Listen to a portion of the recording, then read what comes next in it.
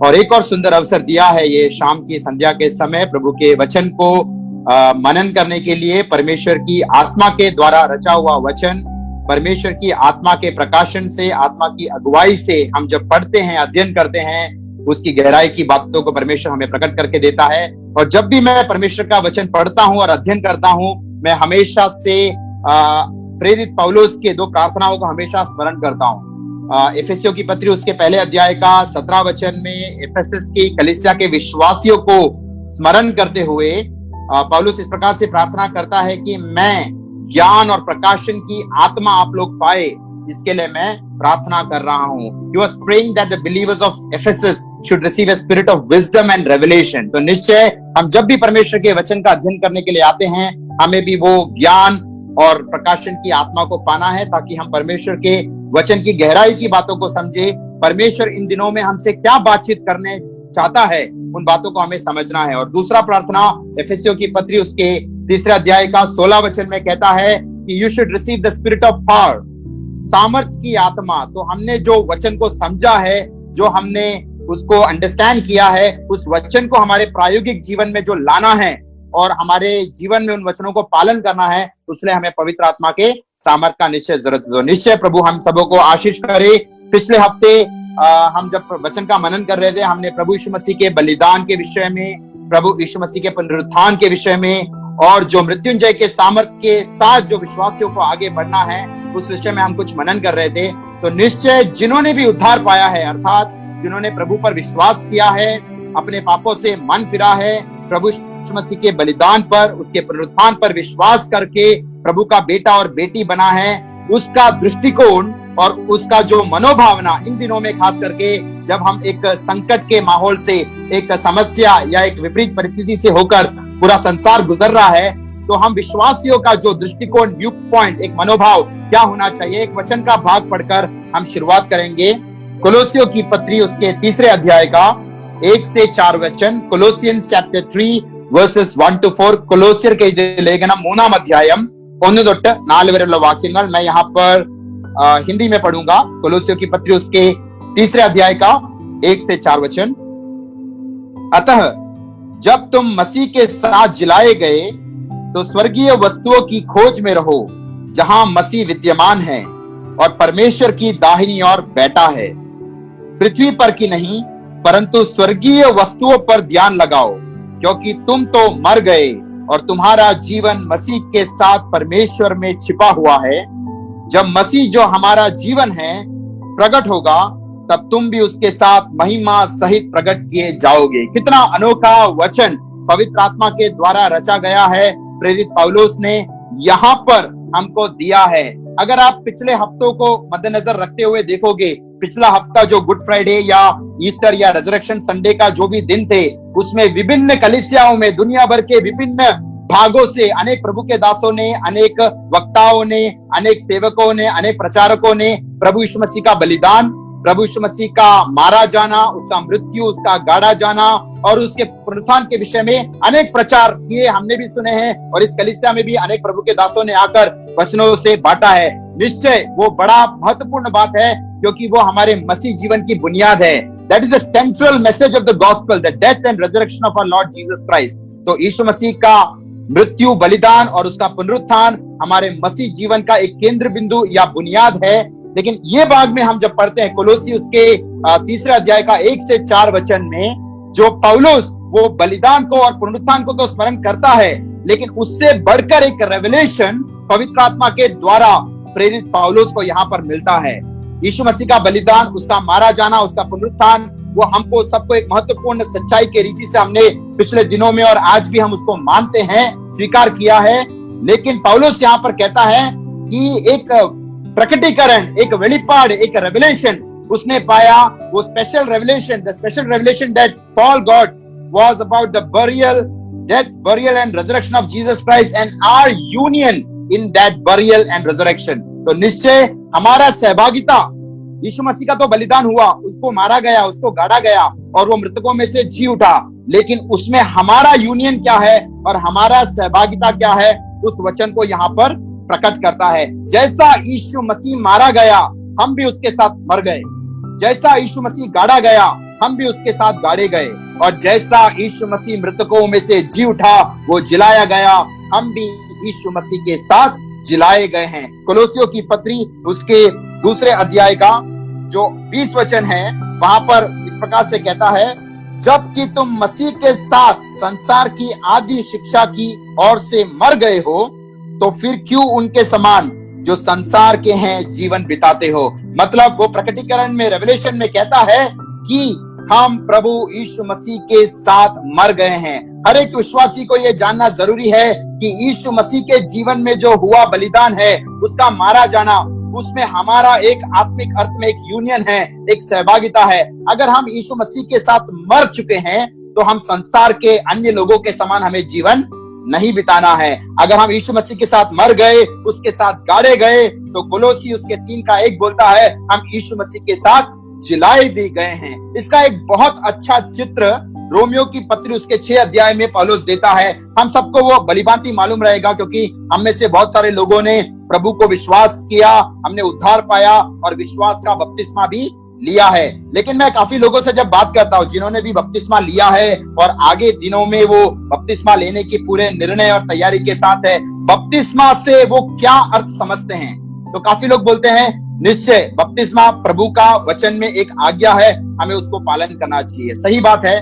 कुछ लोग कहते हैं बपतिस्मा कोई कलीसिया से जुड़ने के लिए नहीं है, वो स्वयं यीशु मसीह से, क्रिस्तुनोड चेरुवान, प्रभु यीशु मसीह से जुड़ जाने के लिए हम विश्वास का बपतिस्मा लेते हैं। वो भी सही बात है। और कुछ लोग कहते हैं हम स्वर्ग राज्य का वारिस बन जाएंगे, वो भी वचन का सच्चाई है। लेकिन पौलुस बपतिस्मा के विषय में और प्रभु का मारा जाना, गाड़ा जाना और जिलाए जाने को कैसा एक पैसेज में इंक्लूड करता है, मैं यहाँ पर पढ़ना चाहूंगा। Romans chapter 6 versus 3 to 5, Romeo की पत्री उसके 6 अध्याय का 3 से 5 वचन। पौलुस कहता है, क्या तुम नहीं जानते कि हम सब जिन्होंने मसीह यीशु का बपतिस्मा लिया, उसकी मृत्यु का बपतिस्मा लिया। अतः उस मृत्यु का बपतिस्मा पाने से हम उसके साथ गाड़े गए, ताकि जैसे मसीह पिता की महिमा के द्वारा मरे हुओं में से जिलाया गया, वैसे ही हम भी नए जीवन की सी चाल चले। क्योंकि यदि हम उसकी मृत्यु की समानता में उसके साथ जुड़ गए हैं, तो निश्चय उसके जी उठने की समानता से भी जुड़ जाएंगे। यहाँ पर एक और प्रकटीकरण देता है बपतिस्मा में एक्चुअली क्या होता है। बपतिस्मा जिन्होंने लिया है, जो ले चुके हैं या आगे दिनों में लेने वाले हैं, उन सबको भलीभांति जानना है कि बपतिस्मा के पीछे पौलुस को मिला हुआ प्रकटीकरण क्या है। पौलुस कहता है हमारा एक पुराना मनुष्यत्व है, we have an old man.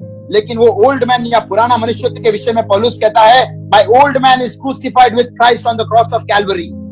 हमारा पुराना मनुष्यत्व, जो पाप करने का स्वभाव, द माइंड टू सिन, वो क्रूस पर चढ़ाया गया। और जिस व्यक्ति का मौत होता है, हम लोग क्या करते हैं, किसी भी अगर व्यक्ति का किसी परिवार में देहांत या मौत होता है, हम उसको ज्यादा समय घर पे नहीं रखते हैं, क्योंकि आदेश के अनुसार, निर्णय के अनुसार हमको उसको बाहर शमशान में जाके गाड़ना है, एक बरियल प्रोसेस होता है। तो उसी प्रकार से अगर जिन व्यक्तियों ने प्रभु के वचन पर विश्वास किया, सुसमाचार पर विश्वास किया, यीशु मसीह के बलिदान पर विश्वास किया, और वो मानता है मेरा जो पाप करने का स्वभाव, the mind to sin, my old man, मेरा पुराना मनुष्यत्व मारा गया है, तो उसका गाड़ा जाना अनिवार्य है। और बपतिस्मा, जो जल में हम बपतिस्मा लेते हैं, वो इसी का चित्र है कि हमारे पुराने मनुष्यत्व को हम गाड़ते हैं। और जब प्रभु का दास एक व्यक्ति को पानी में डुबाता है, वो आत्मिक रीति से गवाही देता है मेरा पुराना मनुष्यत्व उसको गाड़ा जा रहा है। लेकिन वहां पर समाप्त नहीं होता। प्रभु का दास जब उस व्यक्ति को जल से बाहर निकालता है, वो एक नए मनुष्यत्व को धारण करता है और एक नयापन का जीवन देता है। उसलिए कोलोसी उसके 1 अध्याय का 13 वचन में पौलुस कहता है कि God has redeemed us from the dominion of darkness and transferred us to the kingdom of his son. परमेश्वर ने हमें वो अंधकार के वश से मुक्त करा के हमारे यीशु मसीह जो पुत्र है उसके राज्य में हमें प्रवेश कर दिया है। पुराने नियम में नोहा जैसा प्रभु का दास यीशु मसीह आपने परमेश्वर के साथ चला, वैसा ही हानोक भी परमेश्वर के साथ चला। हानोक के विषय में क्या कहते हैं, इब्रानी उसके 11 अध्याय में भी कहता है कि वो परमेश्वर के साथ चला और परमेश्वर को प्रसन्न किया और परमेश्वर ने उसको उठा लिया। हमारा भी गवाही ये होना चाहिए, ये छोटा सा जो जिंदगी हमें पृथ्वी पर परमेश्वर ने दिया है, हमें परमेश्वर के साथ चलना है, उसके वचन के अनुसार चलना है, परमेश्वर को प्लीज करते हुए, उसको प्रसन्न करते हुए अपना जीवन बिताना है। अगर ऐसा पूरे तैयारी के साथ परमेश्वर को प्रसन्न करते हुए, परमेश्वर के साथ चलते हुए अगर कोई व्यक्ति विशेष जीवन व्यतीत करता है, तो जब तुरही फूका जाएगा और प्रभु यीशु मसीह का आगमन होगा, जिसे हम उल्प्रावणम या रैप्चर कहते हैं, हम प्रभु यीशु मसीह के साथ उठा लिए जाएंगे। तो जो हानोक है फिजिकली ट्रांसफॉर्म होके वो उठा लिया गया, लेकिन पौलुस कोलोसियों में कहता है कि आत्मिक रीति से हम लोग भी क्या है, एक नए राज्य में ट्रांसफर हो चुके हैं। प्रभु यीशु मसीह आएगा, अपने लोगों को लेके जाएगा, लेकिन हम अभी आत्मिक रीति से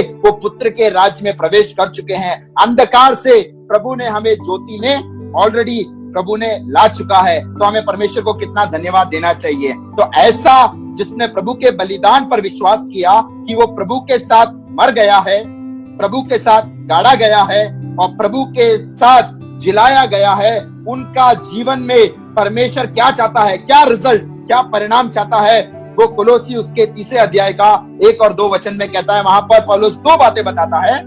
वो बोलता है ऐसे लोग जो यीशु मसीह के साथ जिलाए गए हैं, वो स्वर्गीय बातों की खोज करेंगे। और दूसरा, अपना मन वो पृथ्वी पर की नहीं, दुनिया अपने स्वर्ग की चीजों पर लगाएंगे। They will seek heavenly things and they will set or fix their mind on heavenly things। तो हमारा जीवन परख कर देखना है।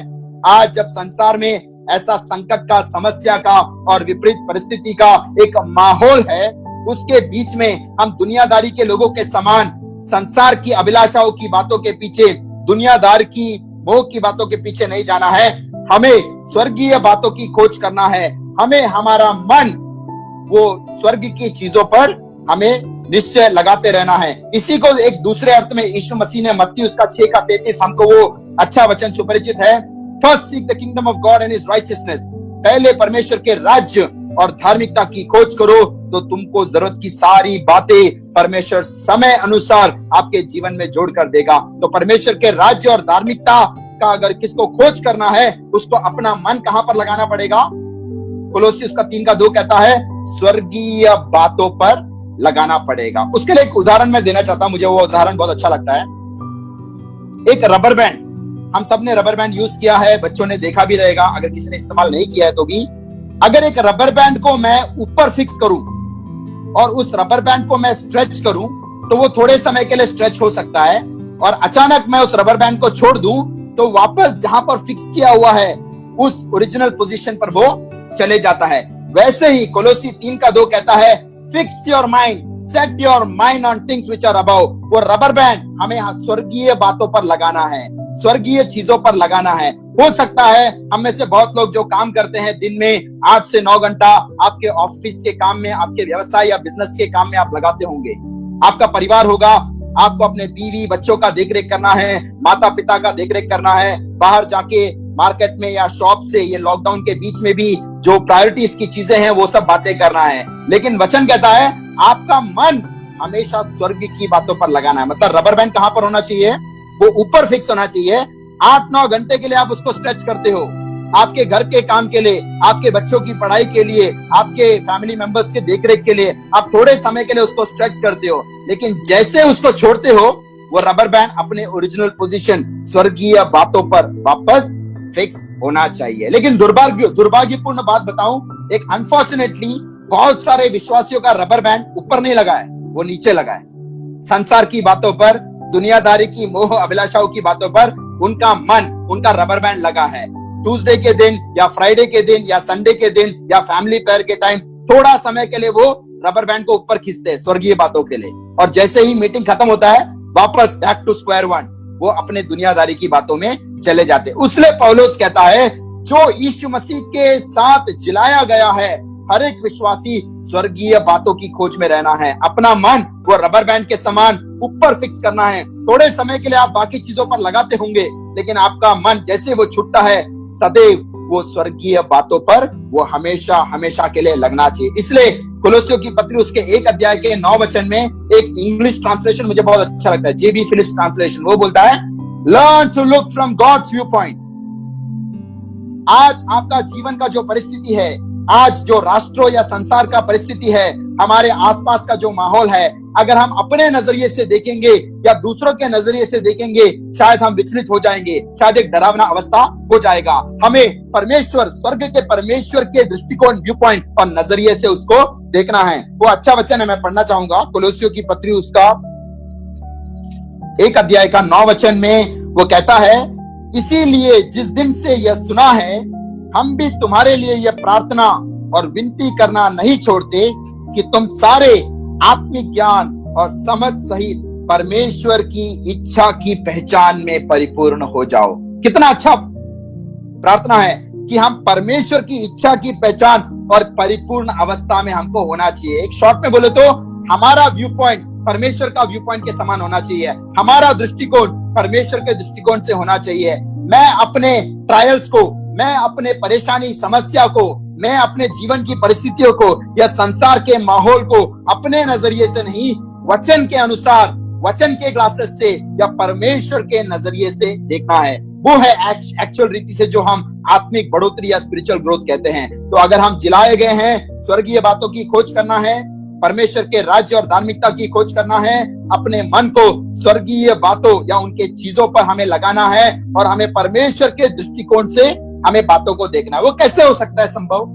रोमियो की पत्री उसके 12 अध्याय का 1-2 वचन हम पढ़ेंगे। वो वचन भी हम सबको अच्छी तरह मालूम है। वहां पर पौलुस कहता है, हमारे शरीरों को जीवित और परमेश्वर को प्रसन्न योग्य और एक ग्रहण योग्य बलिदान के रीति से हमें चढ़ाना है। That is the true act of spiritual worship. सच्ची आत्मिक आराधना क्या है? वहां पर कहता है, हर एक विश्वासियों को अपने शरीरों को जीविता, परमेश्वर को प्रसन्न योग्य या ग्रहण योग्य एक बलिदान के रीति से चढ़ाना है। इसका मतलब परमेश्वर, मेरा जीभ परमेश्वर तेरी नाम की महिमा के लिए अर्पित है, मेरा कान परमेश्वर तेरे नाम की महिमा के लिए अर्पित है, मेरा हाथ परमेश्वर तेरे नाम की महिमा के लिए अर्पित है। ये जीभ से मैं वचन के अनुसार परमेश्वर के महिमा के लिए बात बोलूंगा, किसी को बुराई या किसी का चोट पहुंचाने वाली बात नहीं कहूंगा। इस आंखों से मैं कोई बुराई चित्र को या बुरे आर्टिकल्स को नहीं पढ़ूंगा, परमेश्वर की महिमा की बातों को ही देखूंगा। इस हाथ से मैं ईमानदारी से ही काम करूंगा,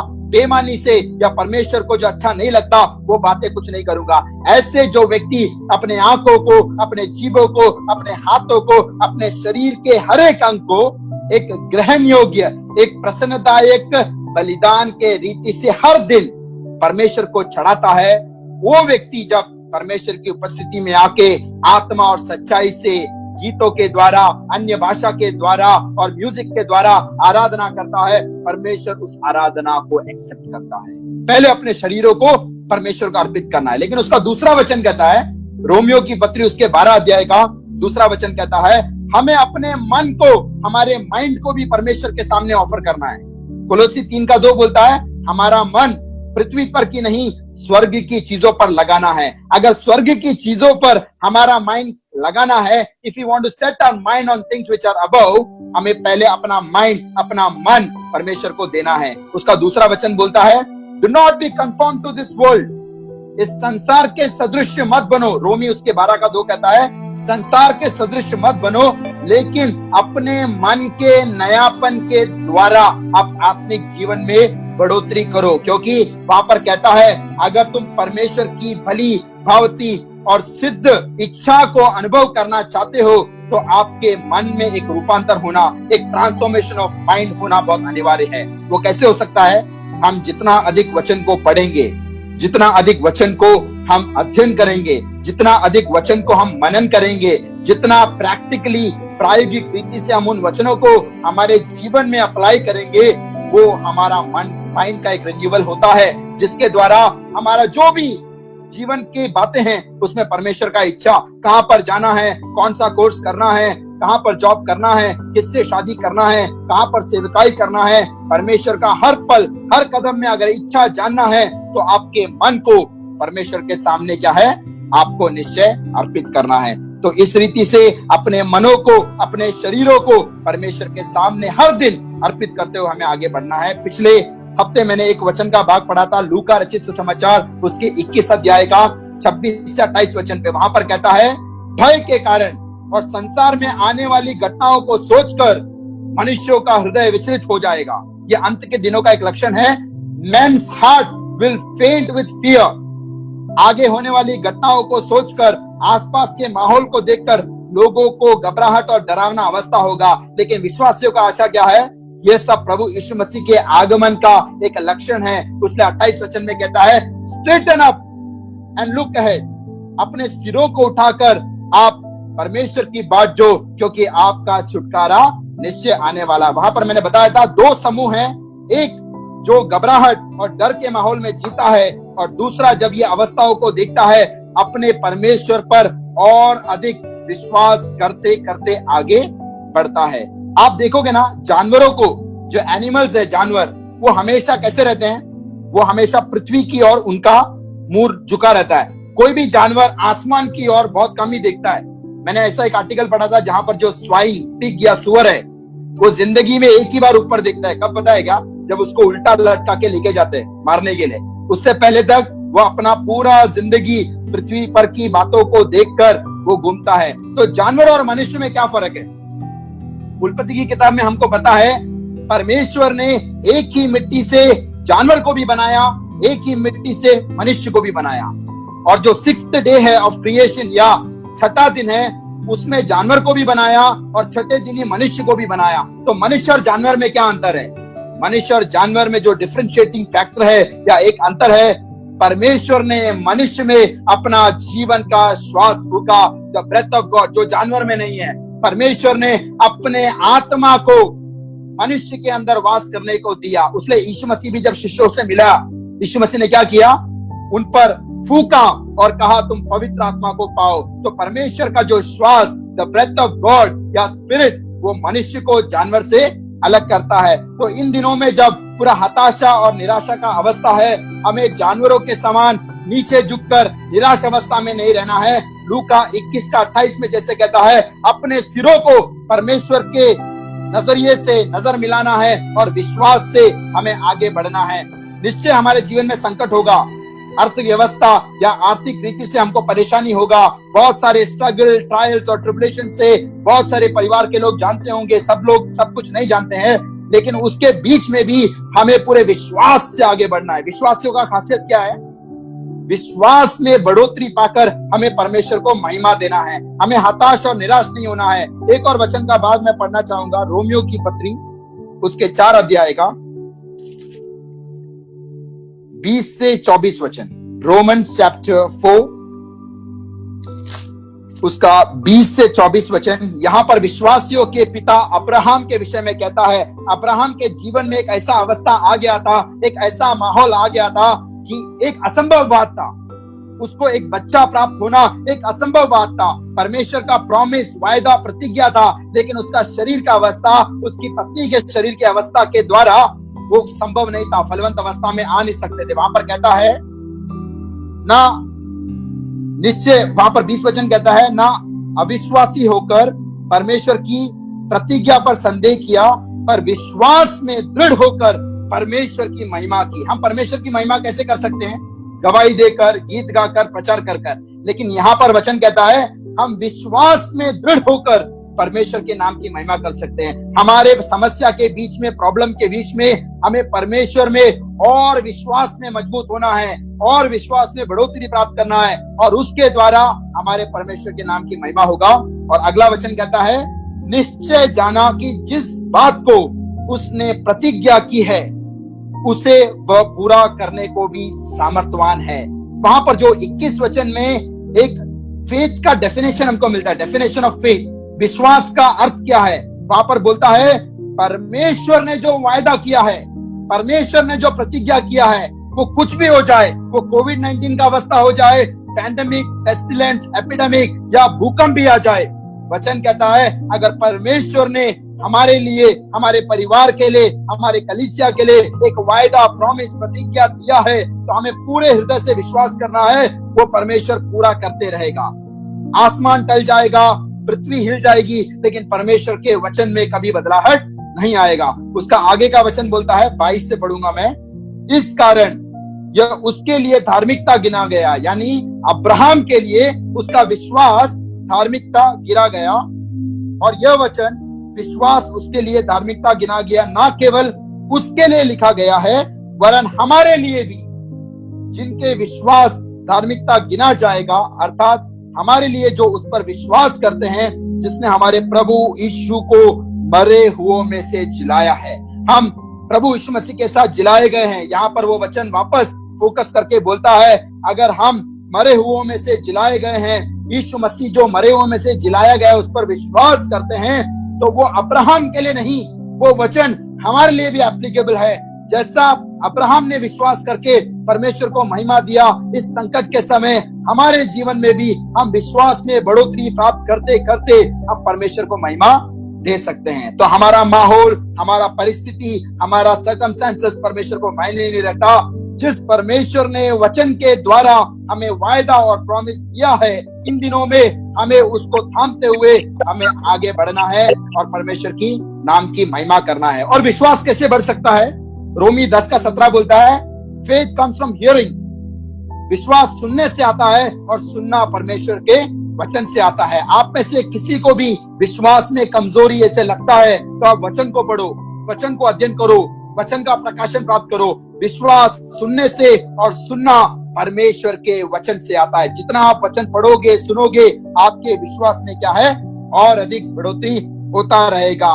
पिछले दिनों में एक व्यक्ति मुझसे ऐसा बात कर रहा था कि हम वचन तो पढ़ते हैं, आजकल जूम मीटिंग में भी वचन तो सुनते हैं, लेकिन पर्सनली, व्यक्तिगत रीति से मुझे परमेश्वर का वाणी क्यों नहीं सुनाई देता है। मैंने उसको बहुत सारी बातें बताई, उसमें से एक वचन मैं बताऊंगा, प्रकाशित वाक्य उसका 1 अध्याय का 10 वचन। वहां पर पत्मोस द्वीप में यूहन्ना जब प्रभु के दिन में आत्मा में आ गया, वहां पर कहता है अचानक, प्रकाशित वाक्य रेवलेशन चैप्टर 1 वर्स 10, उसने तुरही का सा शब्द पीछे सुना। इसका मतलब अगर यूहन्ना के समान हमें परमेश्वर का वाणी सुनना है, परमेश्वर का वचन सुनना है, व्यक्तिगत जीवन में परमेश्वर के वचन को, वाणी को सुनना है, हमें क्या करना है? पवित्र आत्मा से भर जाना है। जो व्यक्ति पवित्र आत्मा से भरकर वचन का अध्ययन करेगा, मैं निश्चय बताना चाहता हूं, आप जहां कहीं पे भी हो, वहां आपसे परमेश्वर बातचीत करेगा। तो निश्चय इन दिनों में वचन के द्वारा सामर्थ पाना है, वचन के द्वारा विश्वास में बढ़ोतरी पाना है,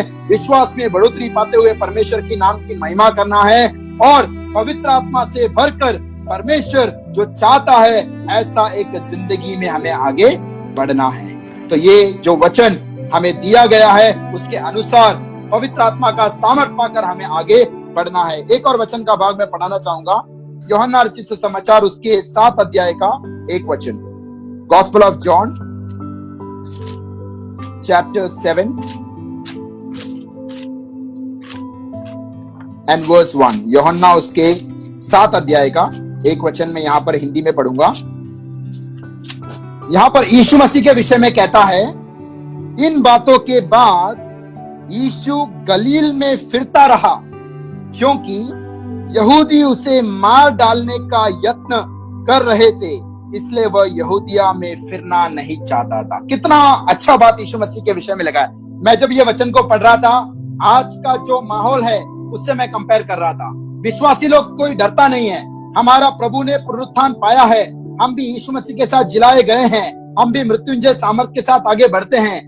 लेकिन प्रभु ने हमको विजडम दिया है, प्रभु ने हमको ज्ञान दिया है, प्रभु ने हमको कॉमन सेंस दिया है। हमें वचन के अनुसार उन बातों को क्या है, सामना करना है। जैसा यीशु मसीह के विषय में कहता है, वो गलील में ही फिरता रहा, वो यहूदिया जुडिया में नहीं गया। क्यों? क्योंकि कुछ लोग उसको मारने का वहां पे प्लान कर रहे थे। अगर यीशु मसीह चाहिए तो बोल सकता था, भजन संहिता 139 का 16 वचन, साम्स 139 वर्स 16 में, मेरे आयु के दिन को प्रभु ने पहले से निश्चित किया है, मेरे आयु के दिन से पहले मेरा मौत नहीं होगा, इसलिए मैं तो कहीं पर भी जा सकता हूँ, यीशु भी बोल सकता था। लेकिन यीशु ने ऐसा नहीं कहा। यहाँ पर कहता है यीशु मसीह यहूदी में नहीं गया, क्योंकि उसको पता था ज्यूइश पीपल, यहूदी लोग प्लान कर रहे थे उसको घात करने का। तो आज का माहौल के हिसाब से मैं इस वचन को बताना चाहता हूँ, आज हमें यहूदी लोग कोई मारने नहीं वाला।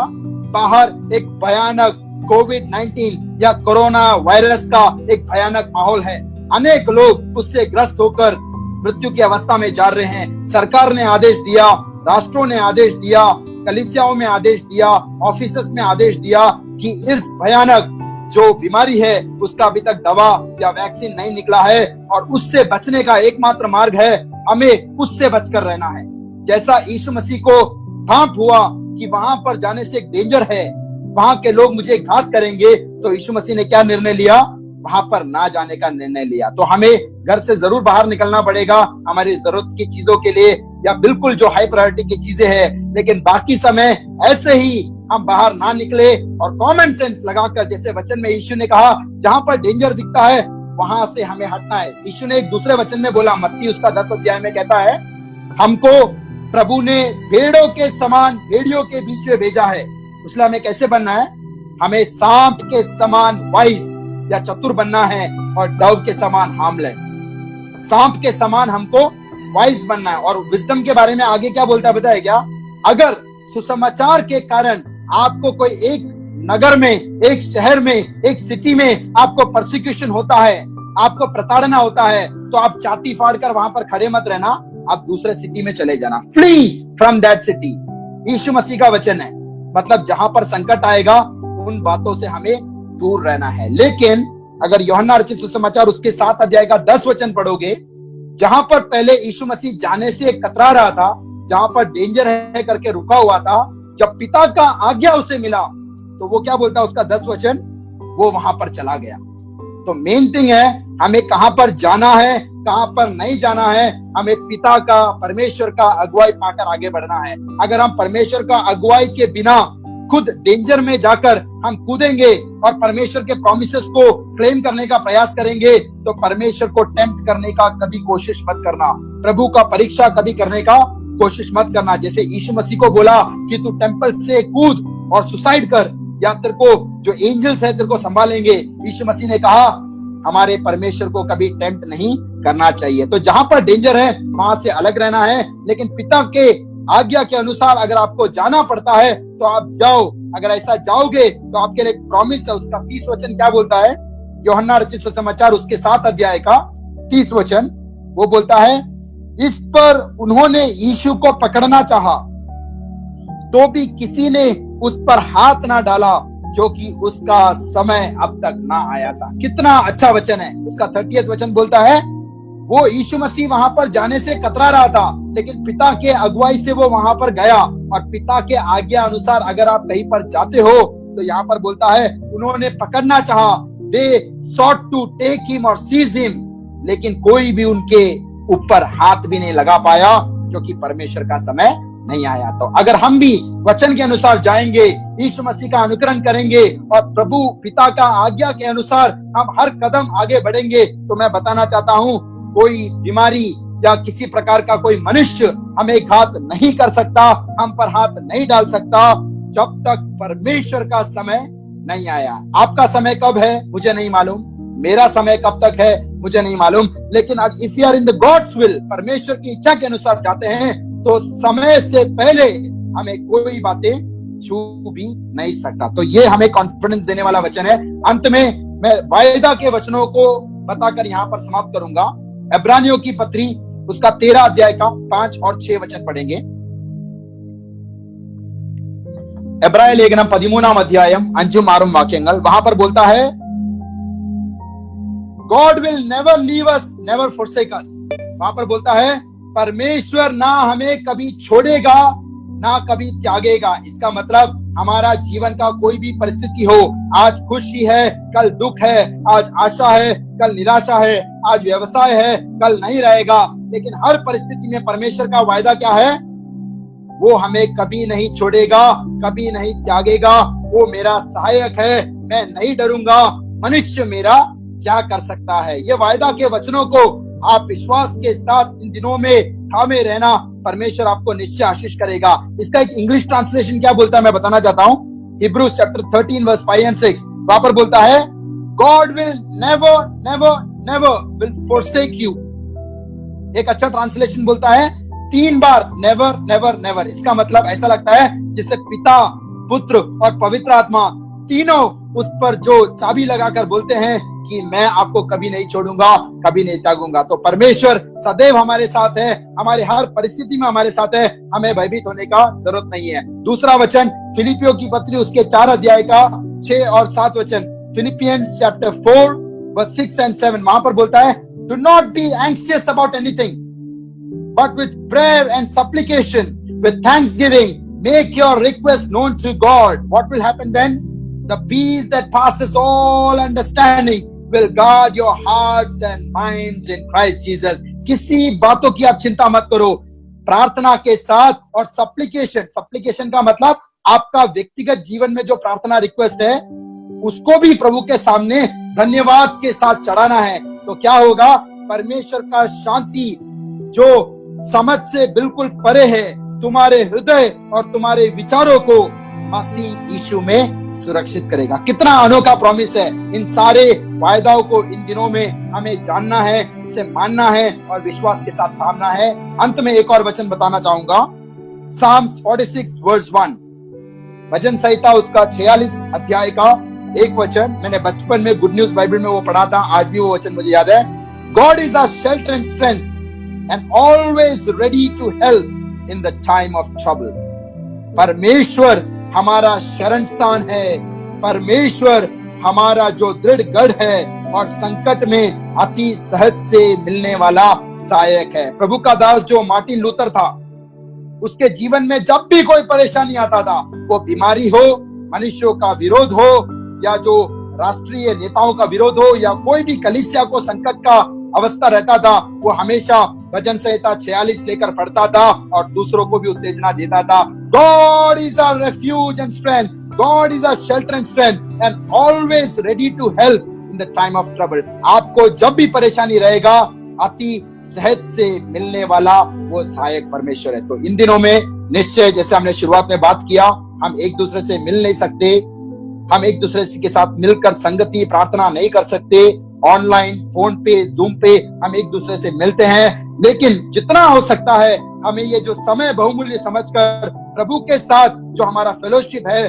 हमारे परिवार के आपस में जनों के साथ जो संगति है और बाकी विश्वासियों के साथ जो बॉन्डिंग है, उसमें अधिक अधिक बढ़ना है। सीक्रेट प्रेइंग दूसरों के लिए आप करते रहो और जितना अवस्था मिलता है दूसरे को उत्तेजना देते रहो। हमारा प्रभु का आगमन बहुत ही निकट है। इन वचनों के द्वारा एक विजय मसीह जीवन जीने के लिए प्रभु आप सबको मदद करे। धन्यवाद। God bless you.